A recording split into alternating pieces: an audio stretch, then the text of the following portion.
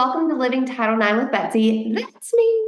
This week, we have a super special guest with us to help us to talk through some things with regard to Developmental Disabilities Awareness Month and some things that we need to be doing and thinking about when we are considering Title IX, other disciplinary measures, and really prepping students who might have developmental disabilities for these processes should they find themselves in it. So our special guest is Lance, and I'm going to let Lance introduce himself. We have a partnership with Lance at ICS and have worked with him for a good while, and we are so excited to have him with us today. So Lance, turning it over to you.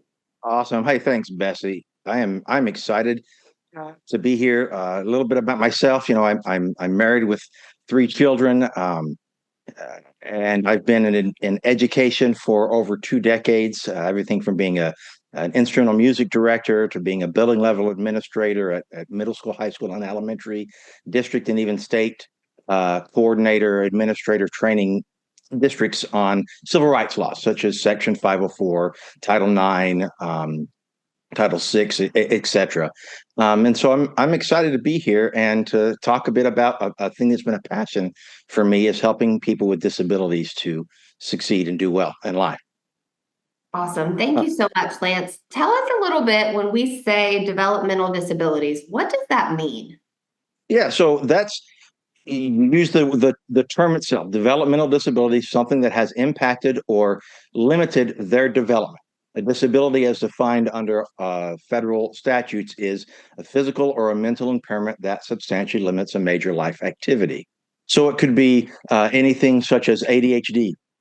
It could be autism spectrum disorder, cerebral palsy, hearing loss, Down syndrome. You have even Tourette's. You have all these different types of things that affect the development of the student and affects their ability to involve themselves in any major life activity and daily activities. And it really becomes impactful in education.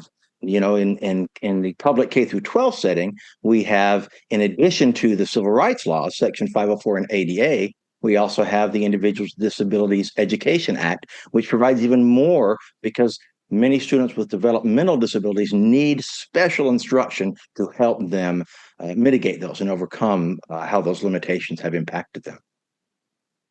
Thank you. So we've talked, you and I, before we started, just a little bit about, well, we've had long conversations prior to this, but today, right before we started, about students who might find themselves in a Title IX situation or other type of disciplinary situation. And we know that if they have a 504 or an IEP, we need to make sure that we're doing certain things in evaluating their behavior and whether that is a manifestation of their disability or not, but also prepping our students to be prepared and their parents to be prepared to go through those types of disciplinary processes. So can you talk a little bit about how we should be preparing for that ourselves as administrators and then helping parents as well?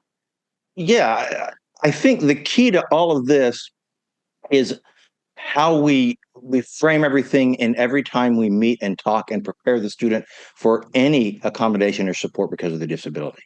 It's important that we as administrators are working with parents, working with the students, and getting all of their input throughout the process. And in addition, we are helping the student to learn how to advocate for themselves and to know what they need and when they need it. As a Section 504 trainer and consultant, I often talk to parents and school districts about how important it is to have students in those IEP or Section 504 team meetings as early as possible. I used to advocate, if they're not in by middle school, we're probably behind the times, because we have to train these students and to know what they can ask for and to learn how they can advocate for themselves in a safe space. I was recently at a training with somebody talking about how important it was to have students involved, and talked about her experience and said, as a kindergartner, I knew what I needed. I may not have had all the words to say it, but I knew. And so it opened my eyes to, man, these kids can be involved so much earlier as they're mature enough to participate. So I think the first thing is making sure students know how to advocate for themselves. The next is making sure that we all understand what is the root issue that's being limited, what's the root cause, so that we know what accommodations and what supports are most effective and why. so that if they're in a situation where one accommodation that we think would work isn't working, the students, the parents, we as administrators can go, oh, this is this root cause. Maybe we need to adjust things a little bit to make sure the student is able to fully participate in the process. And so I think that's a key that I see missing a lot, is how do we really teach the students to advocate and let them have their voice? And I think that would help so much in the disciplinary setting, in Title IX setting, both as a student who may be accused, or also as a student who was a victim or a alleged victim of what's going on. Or as we use in the Title IX world, the complainant. And I think that's really important, that helps them get their voice. Yeah, I think that is so important, Lance. One thing that I heard when you were talking that was made a big connection for me is not only are we working in our response to behavior, but our prevention of future behavior by the planning that's going in those meetings, and how the school can support, and what behavior plans might need to be put in place, and what support plans we might need to be using with our IEPs or with our 504s. So it sounds like it's really important in how we're responding, but also in our preventative efforts to prevent students from being respondents, and also to take away some of the vulnerability that may come and cause them to be in a be more vulnerable to experience alleged sexual harassment or experience sexual harassment. Yeah, so that's a really good point, because there's two parts of the Section 504. We talk a lot about accommodating and providing supports for students. It's also about preventing bullying, which sexual harassment is a sexualized form of bullying in many ways. Not, maybe not in every situation, but the idea that I like that you brought up there is the idea of our job is to prevent them from being victimized because of their disability as well, in whatever aspect that is. And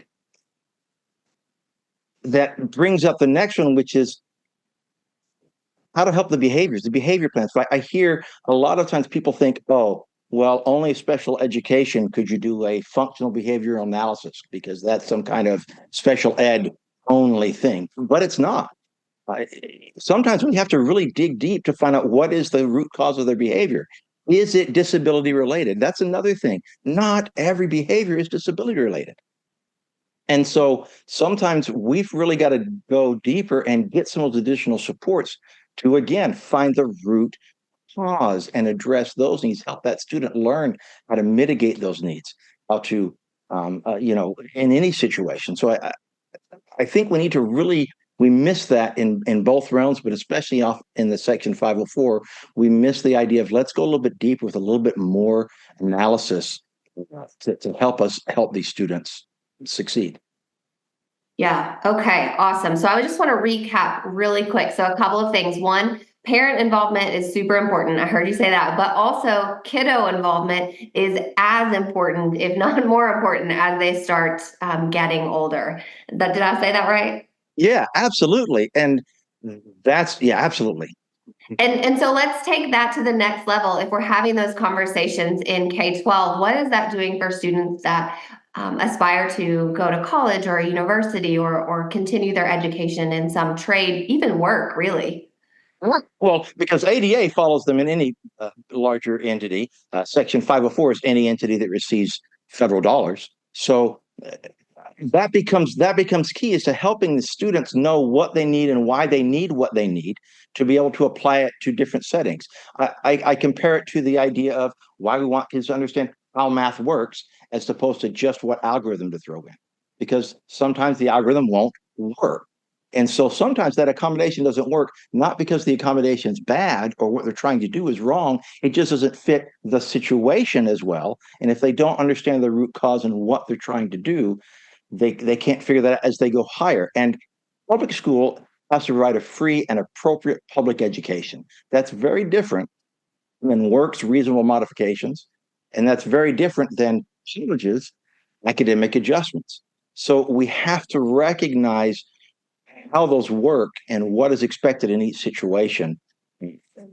And that understanding that root and training those kids will help them as they get into college or trade school or any jobs or things that they have. In fact, there is even some documents in relation to getting ready for college that I'd love to share with the schools and the parents. I'd love to have these documents for them to have that give them guidance on how to transition to secondary education or post-secondary education. I love that. So we're definitely going to make sure that we're sharing those. And so to kind of full circle all the way around here, the other part of this is not only that they need to be involved, but also that our goal isn't always just our response, but also our prevention. So we are really focused on helping our students with developmental disabilities or any disabilities in being successful and long-term success, not just in the moment in that one meeting at that one time. Absolutely. I think you summed it up perfectly. Awesome. Thank you, Lance. Thank you so much. And I look forward to working with you more as we continue. And maybe we'll see you again here on Living Title IX. But we are so grateful that you have been with us today. Before I wrap up, there are a couple of things I want to take care of. A little housekeeping item. If you love ICS or Living Title IX, or really just love coffee or tea, comment mugshot on this video or on the LinkedIn post with the video, and we will get you one of these mugs. And all we'll ask in return is that you send us an amazing mugshot like we are sharing today. Adding members to our mugshot club is exceptionally important and super fun for us at ICS. So we would love to see you with your picture here coming up soon. And then I just want to close us out with a couple of reminders. So make sure that you're laughing at yourself. Life is hard. Give it a good laugh, because otherwise you cry. We always talk about that. Or you might cry. And for me, that's one or the other. And then support each other. Make sure that you're holding each other up. And finally, celebrate the small victories. This week, for me, they've been hard to come by. So I'm really grateful to celebrate this awesome episode with Lance. And maybe that's a pretty big victory, because I think he pretty much rocked it. So we will catch you all soon on the next episode. But see you next week and have a great one. Bye.